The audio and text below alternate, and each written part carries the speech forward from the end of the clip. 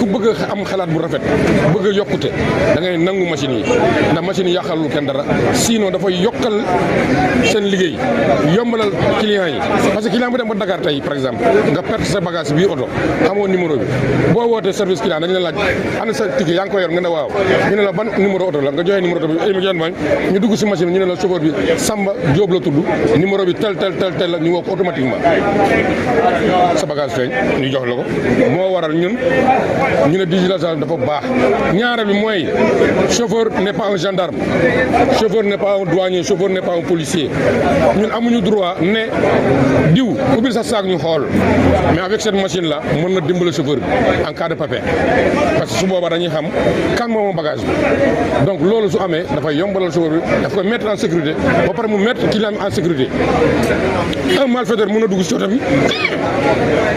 su duggee si oto bi mu dem ba bi ñëw na wàcc te fekk Dakar lay dem mais bu ñu laajee chauffeur bi sa premier client fu mu wàcc da nga naan bi ñëw na wàcc te pourtant pied Dakar la nag c'est pour di réeral trajet bi léegi nag bu ñu laajee ñu mën nañ ne client bi ñëw na la wàcc mais pied Dakar la fay mais bi ñëw na la wàcc est-ce que loolu du sécurité donc il faut que nit ñi yeewu ki bañ a yeewu da nga muusul da ngay bëree wax te boo waree wax da ngay dof il faut que nit ñi yeewu lii yokkute la du loolu pour alal kese lañ si wut mais sécurité bi lañ si wut ñun te contrat bu ñu wax xamuñu ko ki lañ ba leeral leen contrat bi pour 1 an la renouvelable mais si biir 1 an bi doo defee 3 mois gisoo li nga xam mën nga woo waa ji nga ne ko mbër moo bëgg 6 mois bu ñu mën a ñu arrêté contrat bi loolu leer na bu dee 1 an la bu dee 1 an bi jeex nga ne ko les contrat bi dañu bëgg ñu renouveler ba ñu négocier waat contrat bi ngeen di négocier mais contrat bi lii mën na dem ba gaaru jël ko ne ko léegi mën nañu jox ñu mais loo xam ne risque la d'abord xamuñu ko ñun dawal oto nañu xam bu technologie bi ñëwee suñu biir dañuy am nu ñuy demee à part sécurité pas à pas la ñuy dem mais duñu si dugg ak doole te li tax moom am sécurité cloud bi moo ko yor cloud bi fan la ñan ñoo ko moom waa Canada bokkul sa Sénégal kon loolu fekk jiwu jamono heure boo ñëwee date boo joxee mu machine bi génneel la kon loolu yaakaar naa sécurité bu doy la kon ku ko bañ amuloo xel amuloo xalaat kaa ñu sécuriser suñu dëkk kaa ñu sécuriser fu ñu liggéey kaa ñu wane transparence suñu liggéey nga ne du am man yow ban genre nit nga. appel à la retenue mooy li may woote mooy li ma doon woote daawati géej daaw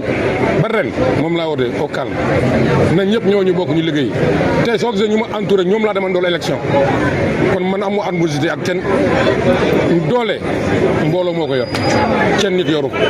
mais bu ñu booloo rek suñu doole yokk su ma doole bu ma yokkee sa doole yokk doo këndeel doole bi gën a yokk kon doole mooy dëgg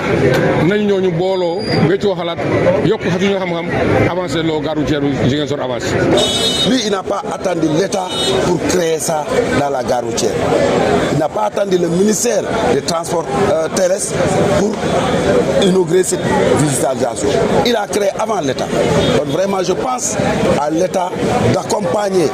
la gare routière de Ziguinchor. Non seulement les routes ne sont pas bonnes, l'éclairage public, nous, la commune, on se débrouille pour l'éclairage public,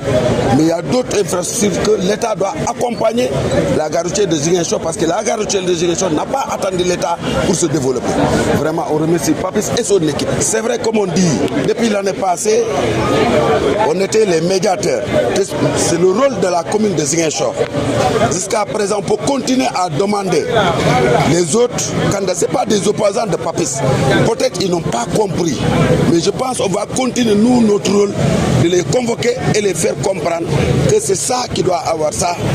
Et ils vont comprendre. Je pense, c'est nos chauffeurs, ils habitent dans la commune de Ziguinchor. Notre rôle, on va l'assumer jusqu'à la fin de la journée. Vous savez, l'invitation, elle est normale, elle est légitime.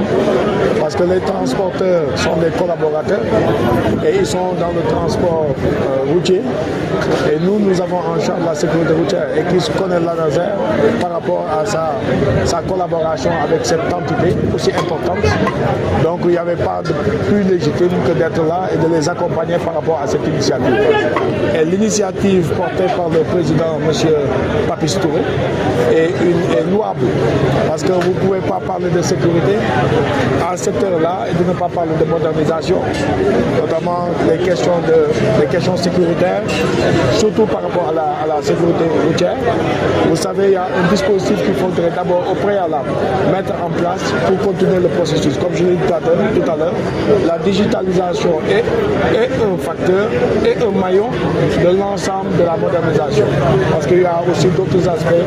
qui peuvent assurer la sécurité, que ce soit des transporteurs, que ce soit des passagers ou de manière générale des usagers de la route. Et donc c'était important de venir à ses côtés, l'accompagner avec aussi les autres autorités qui sont à mes côtés.